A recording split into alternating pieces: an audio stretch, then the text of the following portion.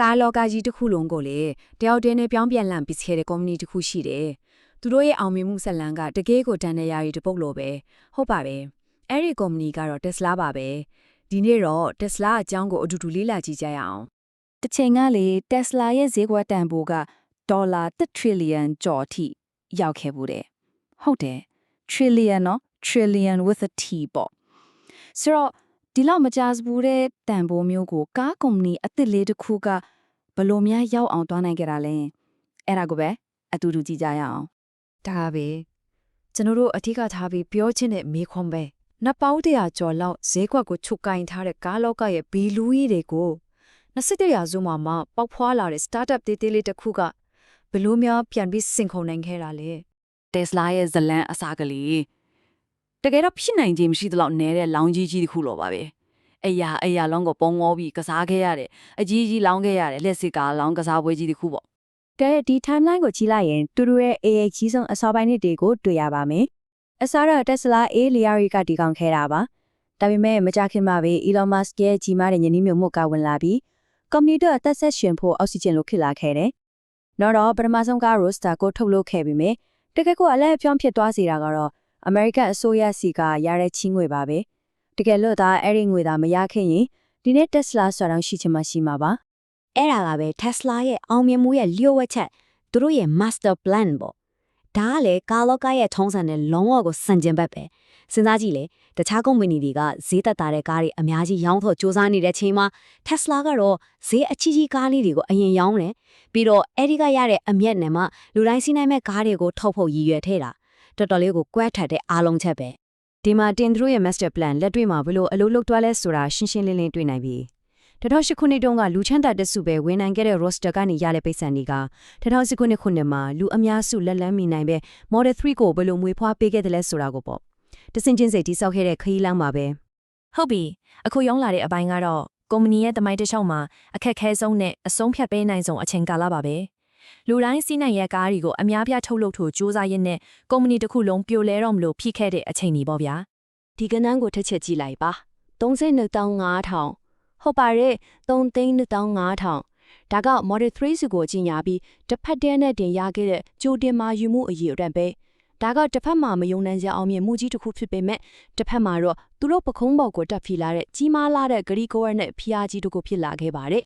Elon Musk ရဲ့ဒီစကားတခွန်းတည်းနဲ့အဲ့ဒီအချိန်ကအခြေအနေကိုအားလုံးနားလည်နိုင်ပါတယ်။သူပြောခဲ့တာကကျွန်တော်တို့ထုတ်လုပ်ရေးငရဲကနဲ့နက်နက်ဆိုင်ဆိုင်ရောက်နေတယ်တဲ့။ဆိုတော့ Model 3ထုတ်လုပ်မှုမြင့်တင်ရေးဟာသူတို့အတွက်တကယ့်ကိုခက်ခဲကြမ်းတဲ့နဲ့စိန်ခေါ်မှုကြီးတစ်ခုဖြစ်ခဲ့တယ်ဆိုတာထင်ရှားပါတယ်။ထုတ်လုပ်ရေးပြဿနာတွေငွေရေးကြေးရေးဖိအားတွေကတစ်မျိုးအဲ့ဒီအပြင်ရန်မုံငွေရပြီဆိုပြီးတွေးတစ်ကြောင်းတင်လိုက်တာနဲ့ Elon Musk ဟာ American ရဲ့ငွေကြေးဈေးဝက်ကိုထိန်းချုပ်တဲ့ SEC နဲ့တက်တို့ဘူးပြဿနာတက်တော်တာပါပဲ။အဲ့ဒီအမှုကြောင့်သူကုမ္ပဏီရဲ့ဥက္ကဋ္ဌရာထူးကနေတော့နှုတ်ထွက်ဖေးခဲ့ရတဲ့အထိပဲပြောရရင်ဒါ Tesla အတွက်တကယ်ကိုတေးရေးရှင်ရေးတများအရေးကြီးတဲ့ကာလတစ်ခုဖြစ်ခဲ့ရပါလ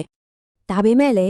Tesla ရဲ့ရည်မှန်းချက်တွေကကားထူးယုံတက်နဲ့ရဲမနေပါဘူးအများကြီးပိုကျပြန်တယ်သူတို့ရဲ့အနာဂတ်ရည်မှန်းချက်ကကားကုမ္ပဏီတစ်ခုထက်အများကြီးပိုကြီးမာတဲ့ဂီဟာ system တစ်ခုလုံးကိုတိစောက်ဖို့ပါပဲဆိုတော့ Tesla ဆိုတာကားတွေပဲမဟုတ်တော့ဘူး solar ပြားတွေအိမ်သုံးနဲ့လုပ်ငန်းသုံး battery ကြီးတွေပြီးတော့သူတို့ရဲ့ကိုယ်ပိုင်အားသွင်းခွင့်ရတွေနောက်ဆုံး AI နဲ့စက်ရုပ်နည်းပညာတွေအထိလုပ်ငန်းခွဲတွေအများကြီးကိုပိုင်ဆိုင်ထားတဲ့နည်းပညာကုမ္ပဏီကြီးတစ်ခုဖြစ်လာနေပါပြီ။ဒါပေမဲ့ဒီဇာကိုကြည့်လိုက်ရင်တော်တော်လေးစိတ်ဝင်စားစရာကောင်းတဲ့ချက်တစ်ခုကိုတွေ့ရပါမယ်။ဟုတ်တယ်လုပ်ငန်းတွေကတော့အများကြီးခွဲထားတာပဲ။ဒါပေမဲ့ company ရဲ့ဝင်ငွေ90%နီးပါးကကားရောင်းတာကနေပဲလာနေတော့မှာ။ဆိုတော့စွမ်းအင်ကဏ္ဍကကြီးထွားလာနေတယ်ဆိုပေမဲ့ Tesla ရဲ့အဓိကလုံးထားကတော့ကားလုပ်ငန်းမှာပဲရှိနေတော့ဆိုတာရှင်းနေပါတယ်။သူတို့ရဲ့အကြီးမားဆုံးအားသာချက်ဒီလည်းကတစ်ခုကတော့ဒီ supercharger ကွင်းရက်ပါပဲပြီးတော့သူတို့လုပ်ခဲ့တဲ့အထက်မြင့်ဆုံး view ဟာမြောက်လုပ်ရက်တစ်ခုကပါလဲဆိုတော့ဒီနီးပညာကိုပြိုင်ဘက်ကားကုမ္ပဏီတွေကိုပါသုံးခွင့်ပေးလိုက်တာပဲအဲ့လိုလုပ်လိုက်တာနဲ့မြောက်အမေရိကထက်ခုလုံးရဲ့အားသွင်းစံနှုန်း standard တစ်ခုဖြစ်လာခဲ့ပြီး Tesla အတွက်ဝင်ငွေလမ်းကြောင်းအသစ်ဆက်တစ်ခုကိုဖန်တီးပေးနိုင်ခဲ့ပါတယ်ဒါပေမဲ့လေ Tesla ရဲ့ဇက်လန်ကအောင်မြင်မှုတွေရှိပဲပုံထားတာတော့မဟုတ်ပါဘူးအောင်မြင်မှုတွေနဲ့အတူပြင်းထန်တဲ့ဝေဖန်မှုတွေအငင်းပွားစရာတွေကလည်းအရေးတစ်ခုလိုပဲသူတို့နောက်ကိုအမြဲတမ်းတကောက်ကောက်လိုက်နေကြတာပါဟုတ်ပါပဲ Tesla ရဲ့တိုးထမှုခရီးလမ်းကဘဒုံမှဖြောင့်ဖြူးခဲ့တယ်လို့ပြောလို့မရပါဘူးအလုတ်ထမအခွင့်အရေးကိစ္စတွေကနေစပြီးကားရဲ့ဘေးကင်းလုံခြုံရေးအထိနေပေပေါင်းစုံမှာစိန်ခေါ်မှုတွေ ဝေဖန်မှုတွေနဲ့အမြဲတမ်းရင်ဆိုင်ခဲ့ရတယ်။ဒီဇယားကတော့ကုမ္ပဏီရင်ဆိုင်ခဲ့ရတဲ့အဓိကအငြင်းပွားမှုတွေကိုအချင်းချုပ်ဖော်ပြထားတာပါ။ဥပမာအလုပ်သမားအခွင့်အရေးဆိုင်ရာတရားစွဲဆိုမှုတွေသူတို့ရဲ့ autopilot စနစ်ပေးခင်းရလားဆိုတဲ့စုံစမ်းစစ်ဆေးမှုတွေခုနကပြောတဲ့ဗနာရေးဆိုင်ရာဆွဲချက်တွေနောက်ပဝန်းကျင်ဆိုင်ရာချိုးဖောက်မှုတွေအထိနေပဲဆုံးမှာစစ်စစ်မှုတွေဝေဖန်မှုတွေနဲ့ရင်ဆိုင်ခဲ့ရပါတယ်။ပေးခင်းနဲ့ပတ်သက်တဲ့ဆိုရမှုတွေဘလို့ကြီးလဲဆိုတာကိုဒီကနန်းကတက်သေးပြနေပါတယ်။2021-2022ဒါက2023ဒီဇင်ဘာလတစ်ခုတည်းမှာပဲသူတို့ရဲ့ auto steer စနစ်ကြောင့်ပြန်လဲတင်စီခဲ့ရတဲ့ကားရဲ့အတွက်ပါကားစီရဲ့တန်းနဲ့စင်းကြိုတောင်ရှိပါတယ်ဒါကတမိုင်းမှာအကြီးမားဆုံးကားပြန်လဲတင်စီမှုတွေတခုလို့တောင်ပြောလို့ရပါတယ်ကောပါဒီ Tesla ရဲ့အတိမ်နဲ့ပစုပန်ကြောင့်ပြောပြီးပြီဆိုတော့အခုသူတို့ရဲ့အနာဂတ်ကိုတစ်ချက်ကြည့်လိုက်ကြရအောင်သူတို့ရဲ့အနာဂတ်ရည်မှန်းချက်တွေကတကယ့်ကိုသိပ္ပံစကားတွေက project တွေလိုပါပဲကြည့်လိုက်ရင် Tesla ရဲ့အနာဂတ်ဟာကာလိုကကိုကျော်လွန်ပြီးစေရုပ်နည်းပြန်ကလို့နယ်ပယ်တစ်တီစီကိုဥတီနေတာတွေ့ရပါမယ်။ Cybertruck ကတော့လမ်းပေါ်ရောက်နေပြီ။ဒါပေမဲ့ Roadster လို့ project တွေကတော့ရွှေ့ဆိုင်းထားတော့ပဲ။ဘာလို့လဲဆိုတော့အခုသူတို့ရဲ့အာရုံအပြည့်က